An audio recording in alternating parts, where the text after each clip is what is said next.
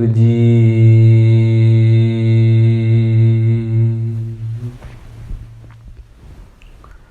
कहाँ बुद्ध प्रभ तुच्छ हमारी,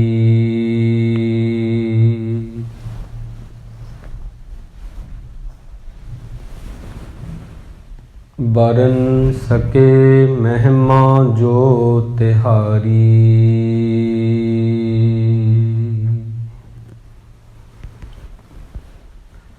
हम ना सकत कर सिफत तुम्हारी,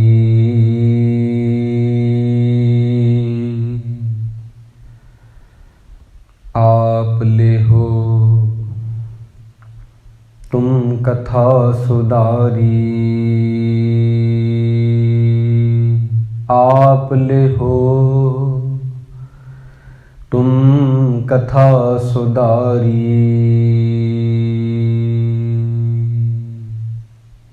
हर गुण पढ़िए पढ़िए, हर गुण गुणिए गुणिए।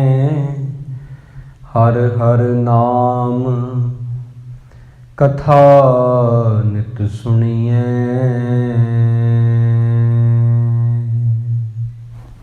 गुरु प्यारी साध संगत जी, ज्ञान दे सागर ब्रह्मंड दे बादशाह ਸਾਹਿਬ ਸ੍ਰੀ ਗੁਰੂ ਗ੍ਰੰਥ ਸਾਹਿਬ ਜੀ ਮਹਾਰਾਜ, ਤਿੰਨਾਂ ਦੀ ਅਪਾਰ ਬਖਸ਼ਿਸ਼ ਹੋਈ ਹੈ।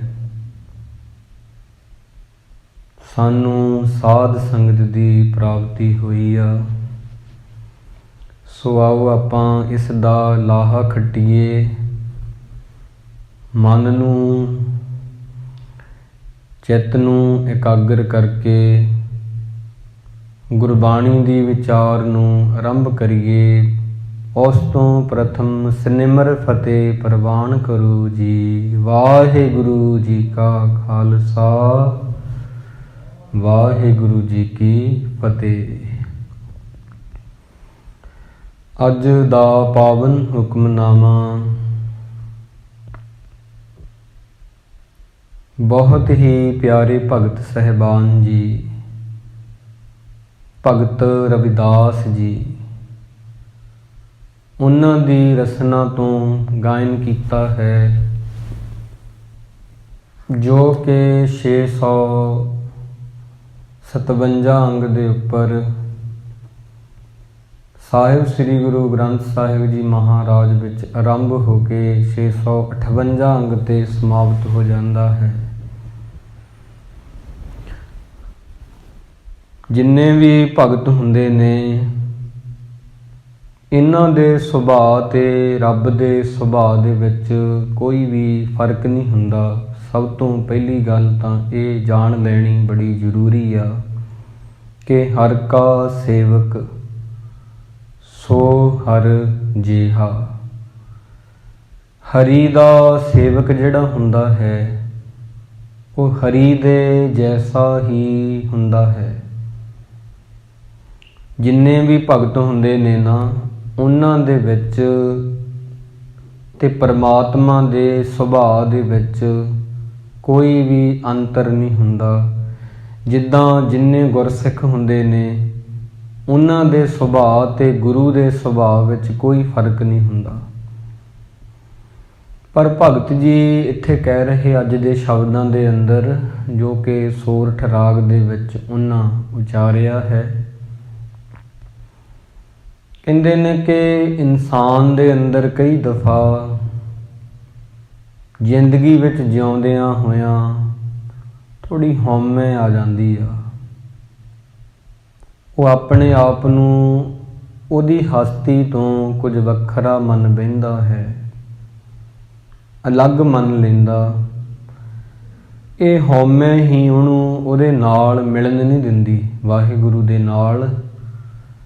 ਤੇ ਹਉਮੈ ਦੇ ਕਰਕੇ ਹੀ ਉਹਦਾ ਸੁਭਾਅ ਗੁਰੂ ਦੇ ਸੁਭਾਅ ਤੋਂ ਬੜਾ ਉਲਟ ਹੋ ਜਾਂਦਾ ਹੈ, ਜਿਹਦੇ ਕਰਕੇ ਬਹੁਤ ਸਾਰੀਆਂ ਸਮੱਸਿਆਵਾਂ ਆਉਂਦੀਆਂ ਨੇ, ਸੰਕਟ ਆਉਂਦੇ ਨੇ, ਮੁਸ਼ਕਲਾਂ ਆਉਂਦੀਆਂ ਨੇ। ਕਿਉਂਕਿ ਹੰਕਾਰ ਦੇ ਨਾਲ ਰਿਸ਼ਤਿਆਂ ਵਿੱਚ ਕੜਵੜਾਹਟ ਜਿਹੜੀ ਆ, ਕੜੱਤਣ ਆ, ਉਹ ਆ ਜਾਂਦੀ ਆ। ਬੋਲ ਕਬੋਲ ਹੁੰਦੇ ਨੇ, ਮੰਦਾ ਚੰਗਾ ਆਪਾਂ ਕਿਸੇ ਨੂੰ ਕਹਿ ਬਹਿੰਦੇ ਹਾਂ ਤਾਂ ਇੱਦਾਂ ਬੜੇ ਹੀ ਬਖੇੜੇ ਜਿਹੇ ਖੜੇ ਹੋ ਜਾਂਦੇ ਆ। ਇਹ ਸਭ ਹੁੰਦਾ ਉਦੋਂ ਹੀ ਆ ਜਦੋਂ ਬੰਦਾ ਆਪਣੇ ਆਪ ਨੂੰ, ਭਗਤ ਜੀ ਕਹਿ ਰਹੇ ਅੱਜ ਦੇ ਬਚਨਾਂ ਅੰਦਰ, ਰਾਗ ਸੋਰਠ ਬਾਣੀ ਭਗਤ ਰਵਿਦਾਸ ਜੀ ਕੀ, ਇੱਕ ਓੰਕਾਰ ਸਤਿਗੁਰ ਪ੍ਰਸਾਦ, ਜਬ ਹਮ ਹੋਤੇ ਤਬ ਤੂੰ ਨਾਹੀਂ, ਅਬ ਤੂੰ ਹੀ ਮੈਂ ਨਾਹੀਂ। ਜਦੋਂ ਬੰਦੇ ਵਿੱਚ ਬੜੀ ਹਉਮੈ ਹੁੰਦੀ ਆ, ਜਬ ਹਮ ਹੋਤੇ ਤਬ ਤੂੰ ਨਾਹੀਂ, ਉਦੋਂ ਤੱਕ ਪਰਮਾਤਮਾ ਦੇ ਗਿਆਨ ਦੀ ਸੋਝੀ ਨਹੀਂ ਆਉਂਦੀ ਬੰਦੇ ਨੂੰ। ਕਿਉਂਕਿ ਜੇ ਮੈਂ ਇੱਦਾਂ ਦੇ ਆਪਣੇ ਕੋਲ ਬਚਨ ਹੋਣ ਤਾਂ ਆਪਾਂ ਤੂੰ ਕਦੋਂ ਜਪਾਂਗੇ ਨਾ। ਇਸ ਕਰਕੇ ਕੁਲ ਕਹਿਆ ਕੁਲ ਆਹਾਕਮ ਹੋਇਆ, ਹੁਕਮ ਹੋਇਆ ਕੁਝ ਗਾਓ। ਪਰਮਾਤਮਾ ਨੇ ਇੱਕ ਦਿਨ ਸੋਹਣੀ ਜੀ ਸਭਾ ਸਜਾਈ, ਬੜੇ ਪਿਆਰੇ ਕਵੀ ਜੀ ਕਹਿੰਦੇ ਨੇ, ਤੇ ਕਹਿਣ ਲੱਗੇ ਆਪੋ ਆਪਣੀ ਬੋਲੀ ਵਿੱਚ ਦਿਲ ਦਾ ਹਾਲ ਸੁਣਾਓ। ਉਹਦੇ ਵਿੱਚ ਬੜੇ ਸਾਰੇ ਜੀ ਜੰਤ, ਪੰਛੀ, ਜਾਨਵਰ ਇਕੱਠੇ ਹੋਏ ਨੇ ਸਭਾ ਵਿੱਚ। ਰੱਬ ਜੀ ਕਹਿੰਦੇ ਮੈਨੂੰ ਆਪੋ ਆਪਣੀ ਬੋਲੀ ਵਿੱਚ ਦਿਲ ਦਾ ਹਾਲ ਸੁਣਾਓ। ਸਾਰਿਆਂ ਨੇ ਆਪਣੀ ਆਪਣੀ ਬੋਲੀ ਆ। ਕੋਇਲ ਨੇ ਮਿੱਠੇ ਗੀਤ ਗਾਏ ਨੇ, ਚਿੜੀਆਂ ਨੇ ਚੀਂ ਚੀਂ ਕੀਤੀ ਆ, ਫੁੱਲਾਂ ਨੇ ਮਹਿ ਕੇ ਦਿਖਾ ਦਿੱਤਾ। ਫਿਰ ਇੱਕ ਬੱਕਰੇ ਦੀ ਵਾਰੀ ਆਈ ਆ, ਇਹ ਸੁਣ ਇੱਕ ਬੱਕਰੇ ਨੇ ਮੈਂ ਕੀਤੀ।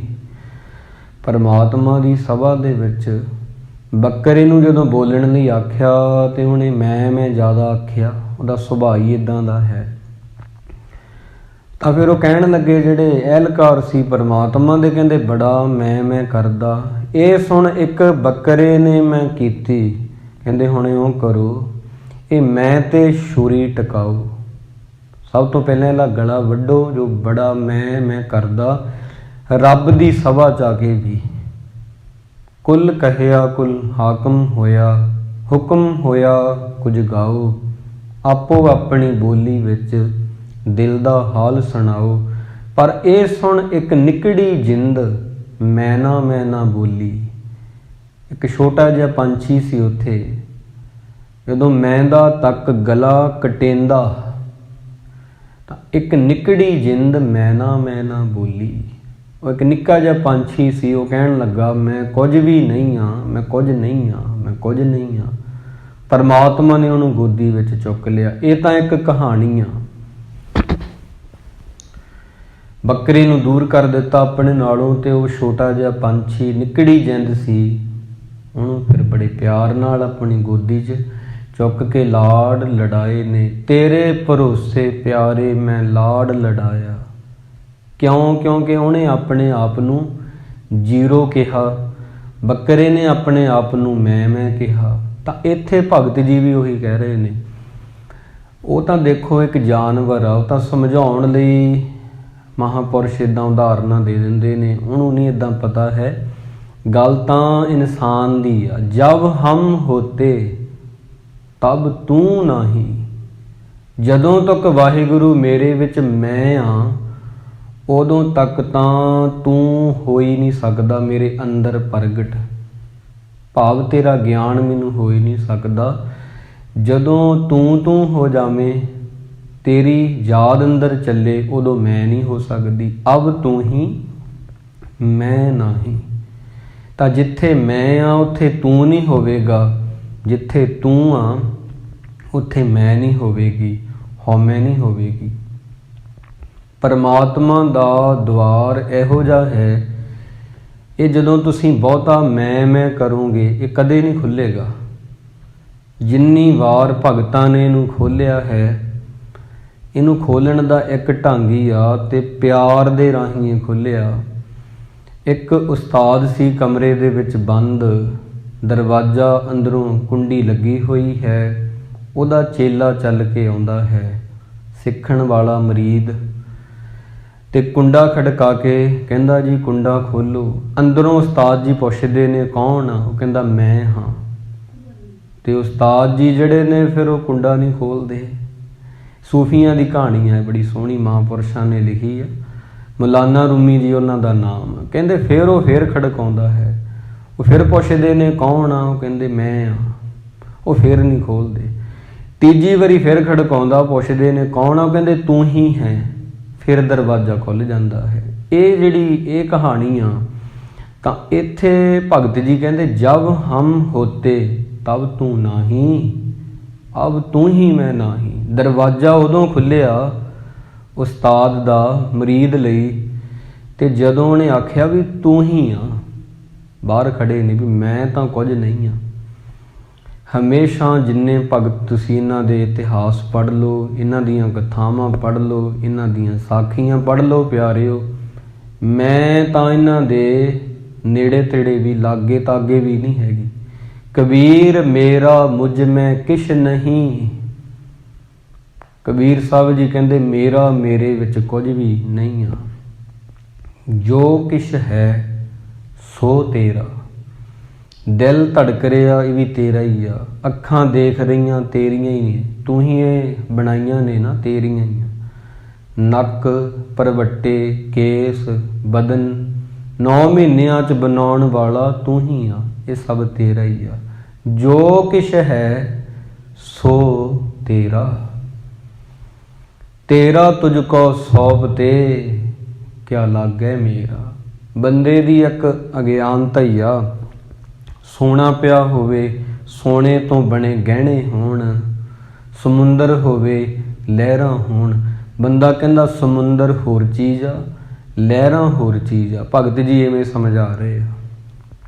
ਸਮੁੰਦਰ ਹੋਰ ਚੀਜ਼ ਹੈ ਤੇ ਲਹਿਰਾਂ ਜਿਹੜੀਆਂ ਹਨ ਨਾ, ਤੇ ਉਹ ਹੋਰ ਚੀਜ਼ ਆ।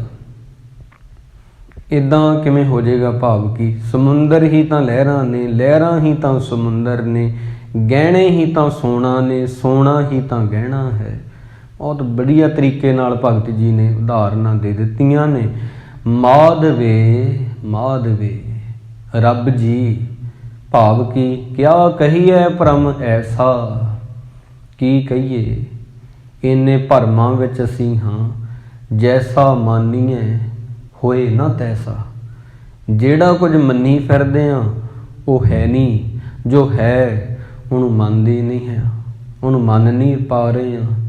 ਜੋ ਹੈ ਉਹ ਝੂਠ ਹੈ, ਜੋ ਸੱਚ ਹੈ ਉਹਨੂੰ ਮੰਨਣ ਨੂੰ ਰਾਜੀ ਨਹੀਂ ਆ। ਜੈਸਾ ਮਾਨੀਏ ਹੋਏ ਨਾ ਤੈਸਾ। ਅੱਗੇ ਬੜੀ ਇੱਕ ਸਾਖੀ ਕਹਿ ਦਿੱਤੀ ਆ ਭਗਤ ਜੀ ਨੇ। ਹਰ ਵਾਰ ਜਿੰਨੀ ਵਾਰ ਲਗਭਗ ਹੁਕਮਨਾਮਾ ਆਉਂਦਾ ਉਨੀ ਵਾਰੀ ਆਪਾਂ ਸਰਵਣ ਕੀਤੀ ਹੈ। ਇਹ ਸਰਵਣ ਕੀਤੀ ਹੈ। ਨਰਪਤ ਏਕ ਸਿੰਘਾਸਨ ਸੋਇਆ। ਇੱਕ ਰਾਜਾ ਸੀ, ਭਗਤ ਰਵਿਦਾਸ ਜੀ ਕਹਿੰਦੇ ਇੱਕ ਦਿਨ ਉਹ ਸਿੰਘਾਸਨ 'ਤੇ ਬੈਠਾ ਹੋਇਆ ਸੀ ਤੇ ਆਰਾਮ ਕਰਨ ਲੱਗਿਆ ਤੇ ਉਹਨੂੰ ਨੀਂਦ ਆ ਗਈ, ਥੱਕਿਆ ਹੋਇਆ ਸੀ। ਸੁਪਨੇ ਭਇਆ ਭਿਖਾਰੀ। ਭਗਤ ਰਵਿਦਾਸ ਜੀ ਕਹਿੰਦੇ ਉਹ ਫਿਰ ਸੁਪਨਾ ਆ ਗਿਆ। ਸੁਪਨੇ ਦੇ ਵਿੱਚ ਉਹ ਬਣ ਗਿਆ ਭਿਖਾਰੀ, ਭਿਖਾਰੀ ਬਣ ਗਿਆ। ਹੱਥ 'ਚ ਉਹਦੇ ਲੋਟਾ, ਦਰ ਦਰ ਲੋਕਾਂ ਦੇ ਘਰੇ ਜਾ ਕੇ ਮੰਗਦਾ। ਕੋਈ 2 ਦਾਣੇ ਪਾ ਦਿੰਦਾ ਹੈ, ਕੋਈ ਨਹੀਂ ਪਾਉਂਦਾ। ਕਈ ਕਹਿੰਦੇ ਨੇ ਤੂੰ ਹੱਟਾਂ ਕੱਟਾਂ ਕਮਾ ਕੇ ਖਾ। ਇੱਦਾਂ ਉਹਨੂੰ ਲਾਹਨਤਾਂ ਪੈਂਦੀਆਂ ਨੇ। ਤੁਰਿਆ ਜਾ ਰਿਹਾ ਤੇ ਇੱਕ ਕੁੱਤੇ ਨੇ ਉਹਨੂੰ ਕੱਟ ਲਿਆ, ਜ਼ਖਮ ਹੋ ਗਿਆ। ਵੈਦ ਕੋਲੇ ਗਿਆ, ਵੈਦ ਜੀ ਮਲਮ ਪੱਟੀ ਕਰ ਦਿਓ, ਦਵਾਈ ਦੇ ਦਿਓ। ਉਹ ਕਹੇ ਪਹਿਲਾਂ ਪੈਸੇ ਰੱਖ ਇੱਥੇ ਤੇ ਫਿਰ ਮੈਂ ਕਰਾਂਗਾ ਤੇਰੀ ਮਲਮ ਪੱਟੀ। ਇਹ ਕਹਿਣ ਲੱਗਾ ਸੁਪਨੇ 'ਚ ਰਾਜਾ, ਨਾਲੇ ਰਾਜਾ ਹੈ, ਕਹਿੰਦਾ ਜੇ ਮੇਰੇ ਕੋਲ ਪੈਸੇ ਹੁੰਦੇ ਨਾ ਵੈਦ ਜੀ, ਤੇ ਤੁਸੀਂ ਮੇਰੇ ਘਰੇ ਆਉਣਾ ਸੀ ਚੱਲ ਕੇ। ਅੱਜ ਮੇਰੇ ਕੋਲ ਪੈਸੇ ਨਹੀਂ। ਸੁਪਨੇ 'ਚ ਰਾਜਾ, ਭਗਤ ਜੀ ਕਹਿੰਦੇ ਬਹੁਤ ਰੋਇਆ। ਅਸ਼ਤ ਰਾਜ ਬਿਸ਼ਰਤ ਦੁਖ ਪਾਇਆ, ਸੋ ਗਤ ਭਈ ਹਮਾਰੀ। ਸੀਗਾ ਰਾਜਾ, ਸੁਪਨੇ 'ਚ ਭਿਖਾਰੀ ਬਣ ਕੇ ਰੋ ਰਿਹਾ, ਯਾਰੋ ਯਾਰ ਰੋ ਰਿਹਾ। ਜਦੋਂ ਅੱਖ ਖੁੱਲ੍ਹੀ ਸਾਹਮਣੇ ਦੇਖਿਆ ਕਈ ਇਨਸਾਨ ਖੜੇ ਆ ਹੱਥ ਜੋੜ ਕੇ, ਸੇਵਕ, ਨੌਕਰ, ਚਾਕਰ, ਸੋਨੇ ਦਾ ਪਲੰਗ ਆ, ਚੌਰ ਝੁੱਲ ਰਿਹਾ, ਸਭ ਕੁਝ ਆ। ਏਡੀ ਵੱਡੀ ਫੌਜ, ਏਡਾ ਵੱਡਾ ਰਾਜ, ਸਮਰਾਟ, ਵੱਡਾ ਬਾਦਸ਼ਾਹ। ਕਹਿਣ ਲੱਗਾ ਮੈਂ ਰੋਇਆ, ਇਹ ਕੀ ਹੋ ਗਿਆ ਸਭ? ਕਿ ਸੁਪਨਾ ਸੱਚ ਹੈ ਕਿ ਜੋ ਮੈਂ ਹਾਂ ਉਹ ਸੱਚ ਹੈ? ਕਿ ਉਹ ਸੁਪਨੇ 'ਚ ਜੋ ਦਿਖਿਆ ਉਹ ਸੱਚ ਹੈ ਕਿ ਆ ਵੀ ਸੁਪਨਾ ਹੀ ਆ, ਰਾਜਾ ਹੋਣਾ ਵੀ ਸੁਪਨਾ ਹੀ ਆ? ਇੱਦਾਂ ਭਗਤ ਜੀ ਕਹਿੰਦੇ ਇਨਸਾਨ ਜਿਹੜੀਆਂ ਚੀਜ਼ਾਂ ਹੈਗੀਆਂ ਨੇ ਉਹਨਾਂ ਨੂੰ ਉੱਦਾਂ ਮੰਨੀ ਫਿਰਦਾ ਜਿੱਦਾਂ ਦੀਆਂ ਉਹ ਨਹੀਂ ਹਨ। ਜੈਸਾ ਮਾਨੀਏ ਹੋਏ ਨਾ ਤੈਸਾ। ਇੱਕ ਕਿਤਾਬ ਪੜ੍ਹ ਰਿਹਾ ਸੀ ਮੈਂ, ਇਹ ਕਿਤਾਬ ਬਹੁਤ ਵਿਕੀ ਵੀ ਆ ਪਹਿਲਾਂ, ਇਹਦੇ ਉਰਦੂ 'ਚ ਪਹਿਲਾਂ ਅਨੁਵਾਦ ਸੀ, ਬਾਅਦ ਵਿੱਚ ਪੰਜਾਬੀ 'ਚ ਇਹਨਾਂ ਕੀਤਾ। ਕਿਤਾਬ ਦੋ ਨਾਵਾਂ ਦੇ ਨਾਲ ਮਿਲਦੀ ਆ। ਕਿਤਾਬ ਏ ਮੀਰਦਾਦ ਦੀ ਪੁਸਤਕ, ਦੋ ਨਾਵਾਂ ਦੇ ਨਾਲ ਮਿਲਦੀ ਆ। ਇੱਕ ਸੂਫੀ ਫਕੀਰ ਹੋਇਆ, ਬਿਲਕੁਲ ਇਹੀ ਗੱਲ ਕਹਿੰਦਾ ਹੇ ਇਨਸਾਨ, ਤੇਰੀਆਂ ਅੱਖਾਂ ਲੋੜ ਨਾਲੋਂ ਵੱਧ ਪਰਦਿਆਂ ਨਾਲ ਕੱਜੀਆਂ ਹੋਈਆਂ ਨੇ। ਤੂੰ ਜੋ ਵੇਖਦਾ ਨਾ ਉਹ ਇੱਕ ਪਰਦਾ ਹੀ ਆ, ਸੱਚ ਨਹੀਂ ਤੂੰ ਦੇਖਦਾ। ਤੇਰੇ ਕੰਨ ਲੋੜ ਨਾਲੋਂ ਵੱਧ ਪਰਦਿਆਂ ਨਾਲ ਢਕੇ ਹੋਏ ਨੇ। ਤੂੰ ਜੋ ਸੁਣਦਾ ਉਹ ਇੱਕ ਤੇਰਾ ਭਰਮ ਹੀ ਆ। ਮਹਾਰਾਜ ਨੇ ਫਿਰ ਭਗਤ ਜੀ ਨੇ ਉਦਾਹਰਨਾਂ ਵੀ ਦਿੱਤੀਆਂ ਨੇ। ਕਹਿੰਦੇ ਨੇ ਕਿ ਰਾਜ ਭੁਯੰਗ ਪ੍ਰਸੰਗ ਜੈਸੇ ਹੈ, ਅਬ ਕਛ ਮਰਮ ਜਨਾਇਆ। ਅਨਕ ਕਟਕ ਜੈਸੇ ਭੂਲ ਪਰੇ, ਅਬ ਕਹਤੇ ਕਹਿਣ ਨਾ ਆਇਆ। ਤੁਰੇ ਜਾਂਦੇ ਹਾਂ ਕਹਿੰਦੇ ਰੱਸੀ ਪਈ ਹੁੰਦੀ ਆ, ਲੱਗੂਗੀ ਸੱਪ ਹੈ, ਭਰਮ ਪੈ ਜਾਂਦਾ। ਦਰਖਤ ਨੇ ਧੁੰਦ ਵਿੱਚ, ਲੱਗੂ ਇਨਸਾਨ ਖੜੇ ਨੇ, ਬਹੁਤ ਵਹਿਮ ਪੈਂਦਾ ਧੁੰਦ ਦੇ ਵਿੱਚ ਕੋਈ ਅੱਗੋਂ ਆ ਰਿਹਾ ਪਰ ਹੁੰਦਾ ਨਹੀਂ ਹੈ। ਇੱਦਾਂ ਹੀ ਕਹਿੰਦੇ ਬੰਦੇ ਨੇ ਉਹ ਚੀਜ਼ਾਂ ਮੰਨ ਲਈਆਂ, ਭਗਤ ਰਵਿਦਾਸ ਜੀ ਕਹਿੰਦੇ ਜੋ ਹੈ ਹੀ ਨਹੀਂ ਹੈਗੀਆਂ। ਉਹਨੇ ਆਪਣੇ ਆਪ ਨੂੰ ਬਹੁਤ ਕੁਝ ਮੰਨ ਲਿਆ ਪਰ ਉਹ ਦਰਅਸਲ ਹੈ ਕੱਖ ਵੀ ਨਹੀਂ ਆ, ਬੰਦਾ ਕੁਝ ਵੀ ਨਹੀਂ ਆ। ਅਨਕ ਕਟਕ ਜੈਸੇ ਭੂਲ ਪਰੇ, ਅਬ ਕਹਤੇ ਕਹਿਣ ਨਾ ਆਇਆ। ਸੋਨਾ ਹੈ, ਸੋਨੇ ਤੋਂ ਬਣੇ ਗਹਿਣੇ ਨੇ, ਭੱਠੀ 'ਚ ਫਿਰ ਪਾ ਦਿਓ ਸੋਨਾ ਬਣ ਜਾਂਦੇ ਨੇ, ਫਿਰ ਉਹਨਾਂ ਤੋਂ ਗਹਿਣੇ ਬਣਾ ਦਿਓ ਫਿਰ ਗਹਿਣੇ ਬਣ ਜਾਂਦੇ ਨੇ, ਫਿਰ ਭੱਠੀ 'ਚ ਪਾ ਦਿਓ ਫਿਰ ਸੋਨਾ ਬਣ ਜਾਂਦੇ ਨੇ। ਸਮੁੰਦਰ ਹੈ, ਸਮੁੰਦਰ 'ਚੋਂ ਲਹਿਰ ਬਣਦੀ ਆ। ਲਹਿਰਾਂ ਸਮੁੰਦਰ ਨੇ ਕਿ ਸਮੁੰਦਰ ਲਹਿਰਾਂ ਵਾ, ਇਹ ਰਾਜ ਹੀ ਆ, ਇੱਕ ਰਹੱਸੀ ਆ। ਬੂੰਦ ਸਮੁੰਦਰ ਬਣ ਜਾਂਦੀ ਆ, ਸਮੁੰਦਰ ਬੂੰਦਾਂ ਤੋਂ ਬਣਦਾ ਹੈ। ਇੱਕ ਇੱਕ ਬੂੰਦ ਨੂੰ ਜੋੜ ਦੋ ਸਮੁੰਦਰ ਹੋ ਜਾਂਦਾ। ਤਾਂ ਇਹ ਸਾਰੀਆਂ ਚੀਜ਼ਾਂ ਦਾ ਜਿਹੜਾ ਭੇਤ ਹੈ, ਸੰਸਾਰ ਹੀ ਉਹਦਾ ਰੂਪ ਹੈ। ਮੈਂ ਕੁਝ ਨਹੀਂ ਹਾਂ, ਜਬ ਹਮ ਹੋਤੇ ਤਬ ਤੂੰ ਨਾਹੀਂ, ਅਬ ਤੂੰ ਹੀ ਮੈਂ ਨਾਹੀਂ। ਅਸਲ 'ਚ ਤੂੰ ਹੀ ਆ ਜੋ ਕੁਝ ਆ। ਇਹ ਭਰਮ ਲਾਉਣ ਲਈ ਬੰਦਗੀ ਕਰਨੀ ਪੈਂਦੀ ਹੈ, ਵਾਹਿਗੁਰੂ ਜੀ ਦਾ ਨਾਮ ਸਿਮਰਨਾ ਪੈਂਦਾ ਹੈ। ਸੋ ਇਤਿਹਾਸ ਦੀ ਇੱਕ ਬੜੀ ਪਿਆਰੀ ਘਟਨਾ ਹੈ। ਗੁਰੂ ਅੰਗਦ ਦੇਵ ਜੀ ਮਹਾਰਾਜ ਸੱਚੇ ਪਾਤਸ਼ਾਹ ਜੀ, ਉਹ ਜਦੋਂ ਗੁਰਤਾ ਗੱਦੀ 'ਤੇ ਬਿਰਾਜਮਾਨ ਹੋਏ ਨੇ, ਗੁਰੂ ਨਾਨਕ ਸਾਹਿਬ ਜੀ ਤੋਂ ਕੀ ਮੰਗਿਆ? ਕਹਿੰਦੇ ਭਾਈ ਸੱਤਾ ਤੇ ਭਾਈ ਬਲਵੰਡ ਜੀ ਇਹ ਮੈਨੂੰ ਦੇ ਦਿਓ, ਸੋਹਣੇ ਦਰਬਾਰ ਵਿੱਚ ਕੀਰਤਨ ਕਰਿਆ ਕਰਨਗੇ। ਗੱਲ ਆਪਾਂ ਮੈਂ ਦੀ ਕਰ ਰਹੇ ਹਾਂ। ਬੰਦਾ ਆਪਣੇ ਆਪ 'ਚ ਕੁਝ ਵੀ ਨਹੀਂ ਹੈਗਾ ਪਰ ਉਹ ਆਪਣੇ ਆਪ ਨੂੰ ਮੰਨ ਲੈਂਦਾ ਹੈ। ਜੈਸਾ ਮਾਨੀਏ ਹੋਏ ਨਾ ਤੈਸਾ। ਗੁਰੂ ਨਾਨਕ ਸਾਹਿਬ ਜੀ ਨੇ ਇਤਿਹਾਸਕਾਰ ਹੀ ਕਹਿੰਦੇ ਆ ਬਚਨ ਲਿਖਿਆ ਸੀ, ਕਹਿੰਦੇ ਫਿਰ ਇਹਨਾਂ ਨੂੰ ਇਵੇਂ ਸਾਂਭਿਓ, ਇਵੇਂ ਸਾਂਭਣਾ ਪਵੇਗਾ, ਇਹਨਾਂ ਦੀ ਦੇਖਭਾਲ ਕਰਨੀ ਪਵੇਗੀ ਜਿੱਦਾਂ ਕਿ ਆਪਣੇ 32 ਦੰਦ ਹੁੰਦੇ ਨੇ, ਉਹਨਾਂ ਵਿੱਚ ਜੀਵ ਨੂੰ ਆਪਾਂ ਸਾਂਭ ਰੱਖਦੇ ਹਾਂ, ਇੱਦਾਂ ਇਹਨਾਂ ਨੂੰ ਸੰਭਾਲਿਓ। ਉਹ ਕਹਿੰਦੇ ਸਤ ਬਚਨ ਜੀ। ਤੇ ਉਹ ਫਿਰ ਗੁਰੂ ਅੰਗਦ ਦੇਵ ਜੀ ਮਹਾਰਾਜ ਦੇ ਦਰਬਾਰ ਵਿੱਚ ਕੀਰਤਨ ਕਰਨ ਲੱਗ ਗਏ।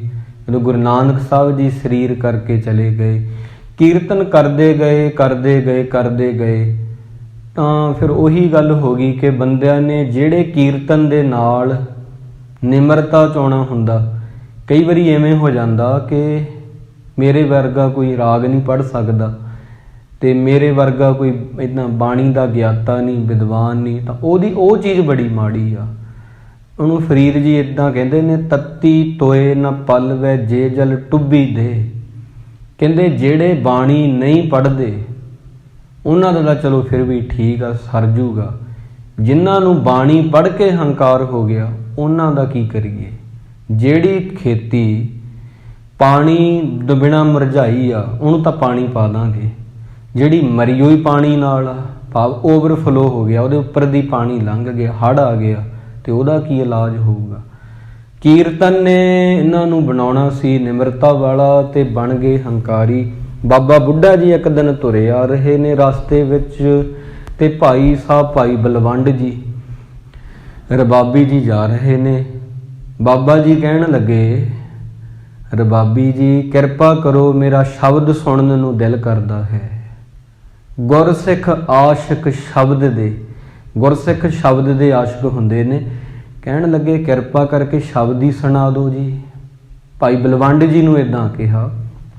ਉਹ ਕਹਿਣ ਲੱਗੇ ਕੋਈ ਸਮਾਂ ਥੋੜ੍ਹੀ ਆ, ਇਹ ਕੋਈ ਸਮਾਂ ਥੋੜ੍ਹੀ ਆ ਸ਼ਬਦ ਸੁਣਾਉਣ ਦਾ। ਸਵੇਰੇ ਚੌਂਕੀ ਹੁੰਦੀ ਆ, ਸ਼ਾਮੀ ਚੌਂਕੀ ਹੁੰਦੀ ਆ, ਤੇ ਮੈਂ ਤਾਂ ਉਦੋਂ ਹੀ ਕੀਰਤਨ ਕਰਨਾ। ਇੱਦਾਂ ਥੋੜ੍ਹੀ ਆ ਜੇ ਮੈਂ ਇੱਦਾਂ ਇਕੱਲੇ ਇਕੱਲੇ ਨੂੰ ਸੁਣਾਉਣ ਲੱਗ ਗਿਆ ਫਿਰ ਮੈਂ ਕੀ ਕਰਾਂਗਾ ਸਾਰਾ ਦਿਨ। ਮੈਂ ਤਾਂ ਸਵੇਰੇ ਪੜ੍ਹਾਂਗਾ ਤੇ ਸ਼ਾਮੀ ਪੜ੍ਹਾਂਗਾ, ਕੀਰਤਨ ਕਰਾਂਗਾ, ਭਾਵ ਉਦੋਂ ਸੁਣ ਲਿਓ। ਬਾਬਾ ਬੁੱਢਾ ਜੀ ਇਹ ਵੇਲਾ ਨਹੀਂ ਆ ਹੁਣ ਕੀਰਤਨ ਦਾ, ਸ਼ਬਦ ਸੁਣਾਉਣ ਦਾ, ਉੱਥੇ ਹੀ ਸੁਣ ਲਿਓ। ਅਗਲੇ ਦਿਨ ਮਹਾਰਾਜ ਨੇ, ਗੁਰੂ ਅੰਗਦ ਦੇਵ ਜੀ ਨੇ ਦਰਬਾਰ ਸਜਾਇਆ ਹੈ। ਇਹ ਆਪਣਾ ਹਾਰਮੋਨੀਅਮ ਰਬਾਬਾਂ ਲੈ ਕੇ ਆਏ ਨੇ, ਗਾਉਣ ਲੱਗੇ। ਮਹਾਰਾਜ ਨੇ ਨਹੀਂ ਸੁਣਿਆ। ਗੁਰੂ ਅੰਗਦ ਦੇਵ ਜੀ ਨੇ ਵਰਜ ਦਿੱਤਾ, ਕਹਿੰਦੇ ਨਹੀਂ ਰਹਿਣ ਦਿਓ ਤੁਸੀਂ, ਅੱਜ ਕੀਰਤਨ ਨਹੀਂ ਹੋਵੇਗਾ। ਕਹਿਣ ਲੱਗੇ ਮਹਾਰਾਜ ਅੱਜ ਕੀ ਗੱਲ ਹੋ ਗਈ ਆ। ਕਹਿੰਦੇ ਤੁਸੀਂ ਕਿਸੇ ਗੁਰਸਿੱਖ ਨੇ ਆਖਿਆ ਸੀ ਕਿ ਮੈਨੂੰ ਸ਼ਬਦ ਸੁਣਾਓ, ਤੇ ਤੁਸੀਂ ਇਹ ਆਖਿਆ ਵੀ ਉਦੋਂ ਸੁਣ ਲਿਓ ਜਦੋਂ ਰੋਜ਼ ਕੀਰਤਨ ਕਰਦੇ ਆ, ਮੈਂ ਇਕੱਲੇ ਇਕੱਲੇ ਨੂੰ ਕਿੱਥੇ ਸੁਣਾਵਾਂਗਾ। ਤਾਂ ਕਠੋਰ ਬਚਨ ਕੀਰਤਨ ਕਰਨ ਵਾਲੇ ਦੇ ਮੁਖ ਤੋਂ ਸੋਹਣੇ ਨਹੀਂ ਲੱਗਦੇ। ਇੱਦਾਂ ਥੋੜ੍ਹੀ ਆ, ਤੁਸੀਂ ਤਾਂ ਹੰਕਾਰ 'ਚ ਆ ਗਏ ਹੋ। ਇਹ ਕਹਿਣ ਲੱਗੇ ਸੀ ਕਿ ਸੰਗਤ ਸਾਡੇ ਕਰਕੇ ਹੀ ਜੁੜਦੀ ਆ। ਗੁਰੂ ਅੰਗਦ ਦੇਵ ਜੀ ਦੇ ਦਰਬਾਰ 'ਚ, ਗੁਰੂ ਨਾਨਕ ਦੇ ਘਰ ਵਿੱਚ ਜੇ ਅਸੀਂ ਰਾਗਾਂ 'ਚ ਕੀਰਤਨ ਕਰਦੇ ਹਾਂ, ਲੋਕ ਸਾਡਾ ਕੀਰਤਨ ਸੁਣ ਕੇ ਹੀ ਆਉਂਦੇ ਨੇ, ਕਿਉਂਕਿ ਕੀਰਤਨ ਬਹੁਤ ਸੋਹਣਾ ਕਰਦੇ ਸੀ, ਕੋਈ ਸ਼ੱਕ ਨਹੀਂ। ਪਰ ਮਹਾਰਾਜ ਕਹਿੰਦੇ ਰਹਿਣ ਦਿਓ ਤੁਸੀਂ, ਹੁਣ ਕੀਰਤਨ ਨਹੀਂ ਤੁਸੀਂ ਕਰਨਾ, ਹੁਣ ਅਸੀਂ ਸਾਡੇ ਗੁਰਸਿੱਖ ਕੀਰਤਨ ਕਰਿਆ ਕਰਨਗੇ। ਉਦੋਂ ਬਾਅਦ ਫਿਰ ਗੁਰੂ ਅੰਗਦ ਦੇਵ ਜੀ ਮਹਾਰਾਜ ਨੇ ਤੇ ਭਾਈ ਸਾਹਿਬ ਭਾਈ ਮਰਦਾਨਾ ਜੀ, ਉਹਨਾਂ ਦੇ ਪੁੱਤਰ ਜਿਹੜੇ ਸਨ ਸਜਾਦਾ ਜੀ, ਉਹਨਾਂ ਨੂੰ ਕਿਹਾ ਸੀ ਹੁਣ ਤੁਸੀਂ ਕਰੋ ਕੀਰਤਨ। ਤੇ ਇਹ ਕਹਿੰਦੇ ਗੁਰੂ ਨਾਨਕ ਸਾਹਿਬ ਜੀ ਦੀ ਗੱਦੀ ਜਿਹੜੀ ਆ, ਤੇ ਕਹਿਣ ਲੱਗੇ ਵੀ ਉਹਨਾਂ ਦੀ ਬਾਣੀ ਸਾਡੇ ਕੋਲੇ ਆ, ਉਹਨਾਂ ਦੇ ਰਾਗ ਵਿਦਿਆ ਸਾਡੇ ਕੋਲੇ ਆ, ਅਸੀਂ ਲੋਕਾਂ ਦੇ ਦਰਾਂ ਤੇ ਜਾ ਕੇ ਗਾਲਾਂਗੇ ਤੇ ਫਿਰ ਸਾਨੂੰ ਭੁੱਖੇ ਨਹੀਂ ਮਰ ਸਕਦੇ ਅਸੀਂ। ਮਹਾਰਾਜ ਕਹਿੰਦੇ ਠੀਕ ਆ, ਫਿਰ ਤੁਸੀਂ ਇਦਾਂ ਕਰਕੇ ਦੇਖ ਲਓ।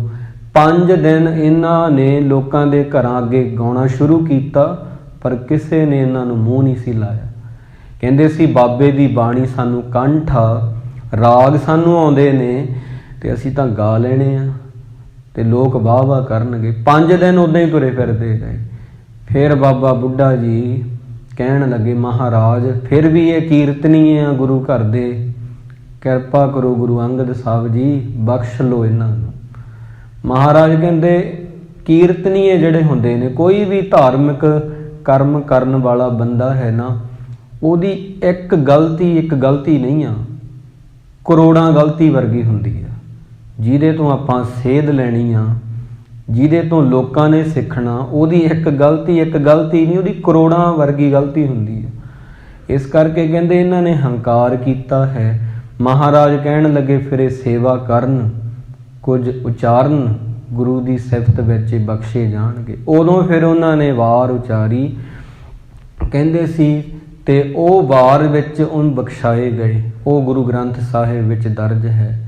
ਤੇ ਤਥਾ ਕਹਿੰਦੇ ਨੇ ਕਿ ਇਹ ਜਿਹੜੀ ਰਾਏ ਤੇ ਬਲਵੰਡ ਦੀ ਵਾਰ ਹੈ, ਉਹਨਾਂ ਨੇ ਗਾਈ, ਫਿਰ ਉਹ ਬਖਸ਼ੇ ਗਏ। ਫਿਰ ਮਹਾਰਾਜ ਨੇ ਫਿਰ ਗਲੇ ਨਾਲ ਲਾ ਲਿਆ।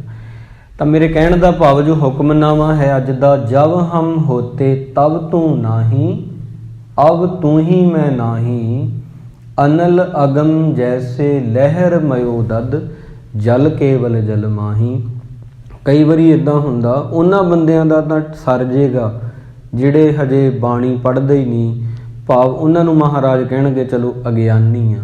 ਜਿਹੜੇ ਬਾਣੀ ਪੜ੍ਹ ਕੇ ਹੰਕਾਰ ਕਰ ਬਹਿੰਦੇ ਨੇ, ਦਾਨ ਪੁੰਨ ਕਰਕੇ ਹੰਕਾਰੀ ਬਣ ਜਾਂਦੇ ਨੇ, ਸੇਵਾ ਕਰਕੇ ਕਹਿ ਦਿੰਦੇ ਨੇ ਸਾਡੇ ਵਰਗੀ ਕੋਈ ਸੇਵਾ ਨਹੀਂ ਕਰ ਸਕਦਾ, ਮਹਾਰਾਜ ਕਹਿੰਦੇ ਤਾਂ ਇਹਨਾਂ ਦਾ ਨਹੀਂ ਸਰੇਗਾ, ਇਹਨਾਂ ਦੇ ਬੜੀ ਕੁੱਟ ਪਵੇਗੀ।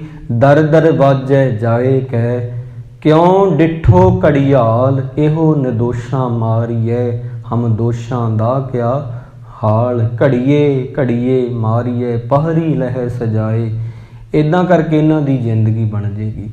ਤਾਂ ਭਗਤ ਜੀ ਕਹਿ ਰਹੇ ਨੇ, ਸਰਬੇ ਏਕ ਅਨੇਕੈ ਸੁਆਮੀ, ਸਭ ਕਟ ਭੋਗਵੈ ਸੋਈ। ਕਹਿ ਰਵਿਦਾਸ ਕਹਿ ਰਵਿਦਾਸ, ਹਾਥ ਪੈ ਨੇਰੈ, ਸਹਿਜੇ ਹੋਏ ਸੋ ਹੋਈ। ਬੰਦੇ 'ਚ ਹਉਮੈ ਪਤਾ ਕਦੋਂ ਆਉਂਦੀ ਹੈ? ਕੀਰਤਨ ਕਰਨ ਵਾਲੇ 'ਚ, ਜਾਂ ਕੋਈ ਵੀ ਕਥਾਵਾਚਕ ਹੋਵੇ, ਕੋਈ ਵੀ ਵਿਦਵਾਨ ਹੋਵੇ, ਕੋਈ ਵੀ ਸੇਵਾ ਵਾਲਾ ਹੋਵੇ, ਜਦੋਂ ਕਹੇਗਾ ਇਹ ਮੈਂ ਕਰਦਾ ਹਾਂ, ਬਸ ਉੱਥੇ ਹੀ ਸਮਝ ਲਓ ਉਹ ਪ੍ਰਵਾਨ ਹੀ ਨਹੀਂ ਹੋਈ।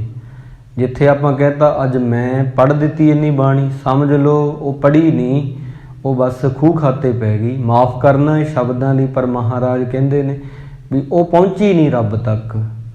ਉਹ ਸੇਵਾ ਕੀਤੀ, ਮੈਂ ਅੱਜ ਬਹੁਤ ਸੇਵਾ ਕੀਤੀ, ਬਸ ਸਮਝ ਲਓ ਉਹ ਖਤਮ ਹੋ ਗਈ।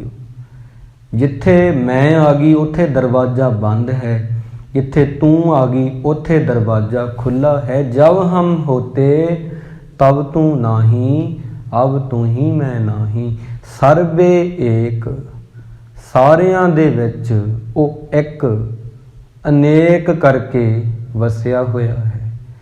ਸਭ ਕਟ ਭੋਗਵੈ ਸੋਈ, ਸਭ ਦੇ ਅੰਦਰ ਹੈ। ਹਸਤੀ ਹਾਥੀ ਵਿੱਚ, ਕੀੜੀ ਕੀੜੀ ਵਿੱਚ ਵੀ। ਤ੍ਰਿਣਲੋ ਆਦੰ, ਏਕ ਅਖੰਡਤ ਵਸੈ ਅਨਾਦੰ। ਉਹ ਟੋਟੇ ਟੋਟੇ ਧਰਤੀ ਦੇ ਉੱਥੇ ਵੀ ਆ। ਕਹਿ ਰਵਿਦਾਸ, ਭਗਤ ਜੀ ਕਹਿੰਦੇ ਕਿੰਨਾ ਨੇੜੇ ਆ, ਕਿੰਨਾ ਨੇੜੇ ਆ, ਅੱਖਾਂ ਤੋਂ ਵੀ ਨੇੜੇ ਆ, ਹੱਥਾਂ ਤੋਂ ਵੀ ਨੇੜੇ ਆ। ਜਿਹੜਾ ਬੰਦਾ ਇੱਦਾਂ ਸਮਝੇਗਾ ਉਹਨੂੰ, ਉਹਦੀ ਜ਼ਿੰਦਗੀ ਸਹਿਜੇ ਹੋਏ ਸੋ ਹੋਈ। ਉਹ ਕਹਿੰਦਾ ਜੋ ਹੋ ਰਿਹਾ ਠੀਕ ਆ, ਸਹਿਜ ਵਿੱਚ ਆ ਜਾਂਦਾ ਹੈ। ਜਿਹੜਾ ਬੰਦਾ ਇੱਦਾਂ ਕਹਿੰਦਾ ਵੀ ਮੈਂ ਕਰ ਰਿਹਾ, ਉਹਦੇ ਬੜੇ ਵਿਖੇੜੇ ਹੋ ਜਾਂਦੇ ਆ। ਕਿਉਂਕਿ ਉਹਨੇ ਕਹਿਣਾ ਮੈਥੋਂ ਇੱਦਾਂ ਹੋ ਗਿਆ, ਇਹਨੂੰ ਮੈਂ ਇੱਦਾਂ ਕਰਤਾ, ਇਹ ਇੱਦਾਂ ਕਿਉਂ ਹੋ ਗਿਆ, ਮੈਂ ਇਹਨੂੰ ਠੀਕ ਕਰਾਂਗਾ, ਤੇਰੇ ਤੋਂ ਠੀਕ ਨਹੀਂ ਹੋਵੇਗਾ, ਮੈਂ ਇਹਨੂੰ ਦੇਖੀ ਠੀਕ ਕਰ ਦਾਂਗਾ। ਤਾਂ ਉਹ ਇੱਦਾਂ ਹੀ ਉਹਦੀ ਵਿਚਾਰੇ ਦੀ ਜ਼ਿੰਦਗੀ ਲੰਘ ਜਾਂਦੀ ਆ। ਜਿੱਦਾਂ 7ਵੇਂ ਪਾਤਸ਼ਾਹ ਜੀ ਦਾ ਇਤਿਹਾਸ ਆ, ਇੱਕ ਘਟਨਾ ਹੈ। ਉਹ ਔਰੰਗਜ਼ੇਬ ਨੇ ਇੱਕ ਚਿੱਠੀ ਭੇਜੀ ਸੀ ਮਹਾਰਾਜ ਨੂੰ ਲਿਖ ਕੇ, ਕਹਿਣ ਲੱਗੇ ਜੀ ਤੁਸੀਂ ਇੱਥੇ ਆਓ ਮੇਰੇ ਕੋਲੇ, ਤੁਹਾਨੂੰ ਆਉਣਾ ਹੀ ਪਵੇਗਾ। ਤੁਸੀਂ ਆਖਦੇ ਸੀ ਮੈਂ ਦਾਰਾ ਸ਼ਿਕੋਹ ਨੂੰ ਰਾਜ ਦਿਵਾਊਂਗਾ, ਮੈਂ ਦਾਰਾ ਸ਼ਿਕੋਹ ਨੂੰ ਰਾਜ ਦਿਵਾਊਂਗਾ। ਤੁਸੀਂ ਮੇਰੇ ਰਾਜ ਵਿੱਚ ਹੋ ਕੇ ਮੇਰੇ ਵੱਡੇ ਭਰਾ ਦਾ ਸਾਥ ਦਿੱਤਾ, ਤੇ ਇਹ ਨਹੀਂ ਮੈਂ ਹੋਣ ਦੇਵਾਂਗਾ, ਤੁਹਾਨੂੰ ਹਾਜ਼ਰ ਹੋਣਾ ਹੀ ਪੈਣਾ ਦਿੱਲੀ। ਮਹਾਰਾਜ ਨੇ ਚਿੱਠੀ 'ਚ ਲਿਖਵਾਇਆ, ਕਹਿੰਦੇ ਦੇਖੋ ਜੀ ਅਸੀਂ ਤੁਹਾਡਾ ਕੁਝ ਦੇਣਾ ਨਹੀਂ ਆ, ਤੇ ਤੁਹਾਡੇ ਤੋਂ ਕੁਝ ਲੈਣਾ ਵੀ ਨਹੀਂ, ਤੇ ਆਪਣਾ ਕੋਈ ਸੰਬੰਧ ਵੀ ਨਹੀਂ। ਤੁਸੀਂ ਮੇਰੇ ਪੀਰ ਨਹੀਂ ਹੈਗੇ, ਮੈਂ ਤੁਹਾਡਾ ਚੇਲਾ ਨਹੀਂ, ਜਾਂ ਮੈਂ ਤੁਹਾਡਾ ਪੀਰ ਨਹੀਂ, ਤੁਸੀਂ ਮੇਰੇ ਚੇਲੇ ਨਹੀਂ। ਆਪਣਾ ਕੋਈ ਸੰਬੰਧ ਨਹੀਂ ਬਿਲਕੁਲ ਵੀ, ਤਾਂ ਆਪਾਂ ਮਿਲਾਂਗੇ ਕਿਉਂ? ਨਹਿ ਮਲੇਸ਼ ਕੋ ਦਰਸ਼ਨ ਦੇ ਹੈ, ਇਹ ਗੁਰੂ ਹਰ ਰਾਏ ਜੀ ਦੇ ਬਚਨ ਨੇ। ਤੇਰੇ ਵਰਗੇ ਮਲੇਸ਼ ਨੂੰ ਮੈਂ ਦਰਸ਼ਨ ਨਹੀਂ ਦੇਣੇ। ਤੂੰ ਆਪਦੇ ਭਰਾ ਨੂੰ ਮਾਰਿਆ ਹੈ, ਕਤਲ ਕੀਤਾ, ਤੇ ਪਿਤਾ ਨੂੰ ਕੈਦ ਕੀਤਾ, ਸ਼ਾਹਜਹਾਂ ਨੂੰ, ਸੁਜਾ ਮੁਹੰਮਦ, ਮੁਰਾਦ ਬਖਸ਼, ਬੜਾ ਇਹਨਾਂ ਨੂੰ ਭਤੀਜਿਆਂ ਨੂੰ ਮਾਰਿਆ। ਤੇਰੇ ਵਰਗੇ ਨੂੰ ਮੈਂ ਦਰਸ਼ਨ ਨਹੀਂ ਦੇ ਸਕਦਾ। ਨਹਿ ਮਲੇਸ਼ ਕੋ ਦਰਸ਼ਨ ਦੇ ਹੈ।